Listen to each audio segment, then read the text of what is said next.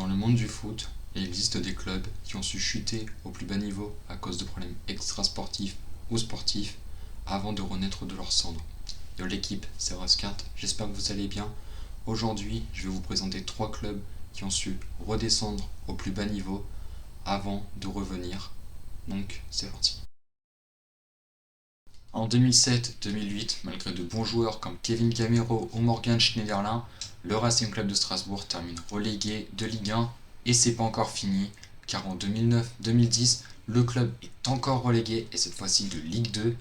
En 2011 encore, malgré cette fois-ci une bonne 4ème place de National, le club fait face malheureusement à de gros problèmes d'argent et dépose donc le bilan. Le Racing Club de Strasbourg qui disputait il y a au moins 5 ans l'Europe est donc rétrogradé administrativement en CFA2, l'équivalent aujourd'hui de la National 3. Heureusement quand même, le club remonte en CFA et est racheté par Marc Keller, un ancien joueur du club, pour 1 euro, grâce à différents investisseurs et une aide financière de la région en échange de l'ajout du nom Alsace sur le nom du club. Le Racing Club de Strasbourg peut désormais renaître. En 2012-2013, Strasbourg gagne une promotion en national en n'ayant jamais été premier de la saison, la première place qu'il aura obtenue justement lors de la dernière journée en battant le premier étant Raon L'Étape.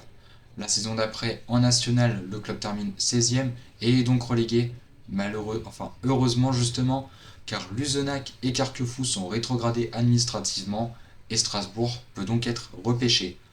2 saisons plus tard, Strasbourg monte en Ligue 2 et regagne le statut professionnel, et encore mieux car sur cette même saison, Strasbourg, à la surprise de tout le monde, va gagner le championnat de Ligue 2 et donc va retrouver l'élite du football français.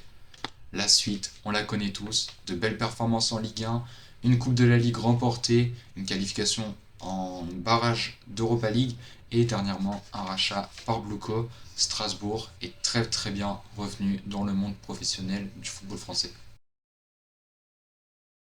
En 2016-2017, après 4 saisons en Ligue 1, les Corses terminent dernier de Ligue 1, synonyme de relégation en Ligue 2.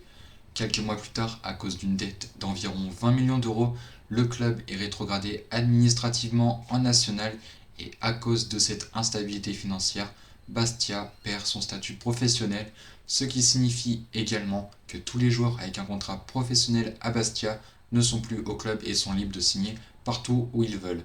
Ce qui fait qu'à 2 semaines de la reprise des championnats de national, Bastia n'a plus de joueurs. Début août, les dirigeants quittent le club et Bastia dépose donc le bilan. Bastia va en National 3. La chute du club n'aura duré que 3 mois. Il est repris début août par Claude Ferrardi et Pierre-Noël Luigi, 2 supporters du club qui seront aidés par le système de socios instauré par les supporters bastiais. En gros, pour vous expliquer, le système de socios, c'est les supporters payent et participent du coup aux décisions du club. Je crois que si je ne me trompe pas, à Bastia, ça représente 25% à peu près les socios. L'effectif de Bastia en National 3 sera reconstruit grâce à des jeunes formés au club, des joueurs en fin de carrière ou encore des joueurs qui viennent pour l'amour du maillot. La renaissance de Bastia peut donc désormais recommencer. Après 2 saisons en National 3, les Bastiais sont promus en National 2 et grâce au Covid, la saison suivante, Bastia, qui n'aura pas été premier toute la saison de National 2, va terminer premier de N2 et grâce au Covid vont monter en National.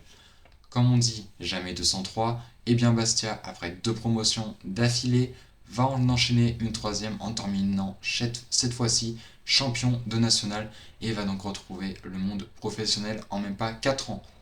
Aujourd'hui, le club s'est stabilisé en Ligue 2 en continuant les bonnes performances dans l'antichambre du football français et peut donc aujourd'hui espérer d'un retour en Ligue 1. Après ces 4 glorieuses années avec 4 finales européennes remportées sur 5 disputées, Parme va perdre plusieurs de ses meilleurs joueurs et aura du mal à les remplacer. En plus de ça, le club va se retrouver face à de gros problèmes extrasportifs car la société du président de Parme étant Parmalat va se retrouver en faillite et Parme va devoir revendre ses meilleurs joueurs. Ce qui en découle, c'est un maintien accroché lors des dernières journées de Serie A lors de la saison 2005 et un rachat en 2007 par Tommaso Gherardi, un entrepreneur italien. L'équipe va se retrouver instable sur et en dehors du terrain et finira reléguée en 2008. Malgré une promotion quand même en 2009 obtenue pour monter en Serie A, le club va enchaîner 2 belles saisons en Serie A avant d'enchaîner, à cause des mauvaises décisions de ses dirigeants, une période d'instabilité durant jusqu'à la saison 2014-2015 où c'est la pire saison de Parme en Serie A. Le club va terminer dernier, va finir relégué de Serie A et à cause d'une dette de 200 millions ne pouvant pas être remboursée et 3 présidents différents qui ont chacun enfoncé le club sur cette saison, Parme va finir par être supprimé et rétrogradé en Série B, en Série D. Directement recréé sous le nom de Parma Calcio et admise en Série B, Parme va être aidé par plusieurs investisseurs avec projet justement de faire renaître Parme de ses cendres en se basant justement sur le passé glorieux du club.